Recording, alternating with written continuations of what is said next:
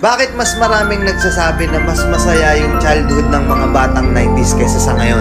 Bakit mas maraming nagsasabi na yung mga batang 90s mas swerte sila kasi mas masaya yung mga naging childhood experiences nila? Simple lang. Mga batang 90s, pakinggan nyo to. Lapit ka konti. Nung panahon natin, hindi pa uso cellphone. Hindi pa uso yung puro Mobile Legends, lalaro ka sa cellphone, manonood sa cellphone. Lahat ng laro natin nung bata tayo, puro physical. Naalala mo pa ba yung lalabas ka sa hapon para lang makipaglaro sa mga kaibigan mo? Yung tipong nababandrip ka na kasi nabuburot ka na sa laro. Pero tuloy ka pa rin kasi masaya ka makipaglaro sa kanila.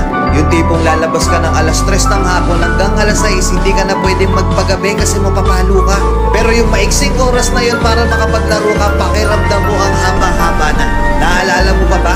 Paggaling mo sa eskwela, madaling-madali ka kasi may papanoorin ka pa. Oo, kasi yung mga palabas sa TV noon, puro pambata pa.